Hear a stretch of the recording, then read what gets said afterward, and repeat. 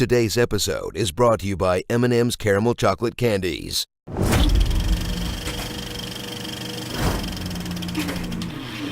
From the studio known for confusing length with depth, complexity with intelligence, and self-absorbed downers with heroism, the DCEU pulls off its biggest success yet by not doing those things.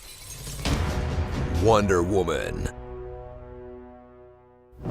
After Supergirl, Catwoman, and Elektra, studios doubted a female-led superhero movie could succeed. Now, Patty Jenkins bravely asks the question, what if a female-led superhero movie wasn't absolute garbage from beginning to end, and had a powerful message for girls? Save the world, look flawless doing it, be a literal god, then men might begrudgingly half tolerate your presence. So, if this woman can read it, we should hear what she has to say.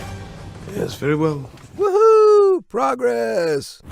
Settle in for an origin story about the Greek gods. Inside an origin story for Wonder Woman. Inside an origin story for World War II. The armistice is of paramount importance. And visit Themyscira, Themisia. Visit Xena, Warrior Island, a society of women trained from birth to cover for Gal Gadot's accent. In the event of an invasion. This belonged to the greatest warrior in our history. You need to tell us now. Yes, but Ares is behind that corruption. These Amazons have been preparing their whole lives to fight the god of war, Ares. And you can bet that when war reaches their shores, they'll get wrecked by German teams with bolt-action rifles. Maybe send out a scout once every 500 years, or at least deploy some of your invisible jets. I know you have them. Meet Diana, a girl never actually referred to as Wonder Woman. She's the hero the DCEU doesn't deserve, but sure as hell needs right now. She's optimistic, confident, iron-willed, vulnerable, uncompromising, and just so hot. I can say that, right? I mean, I don't want to come off like James Cameron, because it's definitely not the only thing she's got going for, but damn, she's stronger, faster, and smarter than the men around her. But every superhero has a kryptonite, and hers is not knowing jack about anything. War. What war? It's a watch, tells time. What for? Why are they holding hands? What do these women wear into battle? Does the average man not sleep? What is a secretary? At the front? What, front of what? Marriage? You speak 100 languages. You know what marriage means. Experience this groundbreaking superhero movie, but not so groundbreaking that they didn't put one of the bankable Hollywood Chris's in it. Chris Pine surprises and delights in a performance that gives him his first lead in the great Hollywood Chris-off. But he's more than just eye candy. He's Diana's emotional support, a voice of caution, and a love interest in constant need of rescue.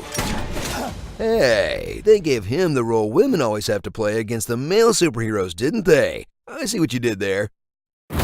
In a film with two grounded, complex leads, cringe at villains pulled from a different, much campier movie. But the mask won't help. They don't know that. That seems to forget the Germans in World War I were not the Nazis. I'm one of the good guys, and those are the bad guys. Seriously expects us to buy this human milk thistle as the god of war, and implies that Wonder Woman kept her head down for all of Hitler and Stalin, but did suit up the moment Lex Luthor made a Ninja Turtle. You know what? I'm sorry for even bringing BVS into this. Let's just let this one stand on its own. So get ready for a film about balancing the good and bad in all of us, that contains good and bad within itself, in this flawed but important movie that's no less important for having flaws. Is it an inspirational, well-made film that finally gives women a superhero to be proud of? Yes. Does it end with the lightning hands mustache man yelling video game level dialogue? And I believe in love. Then I will destroy you! Also yes. Starring Amazon Prime, Want to Touch the Piney, also the Queen and Gladiator, Princess Cutter-Up. Oh, party boy. Would you, apologies. A drunk Scotsman, a sneaky Frenchman, a wise old Indian guide. What are these guys, the Howland stereotypes? Pam Beesly, Dawn Tinsley. Dun, dun, dun, dun, dun, dun. And Snyder Vision. a Justice League of her own. Maybe you're better off without me, yeah? No, Charlie. Who will sing for us? Your friend clearly has PTSD. Don't go in there! Let him go home. Thanks again to M&M's Caramel Chocolate Candies for sponsoring today's episode. Could this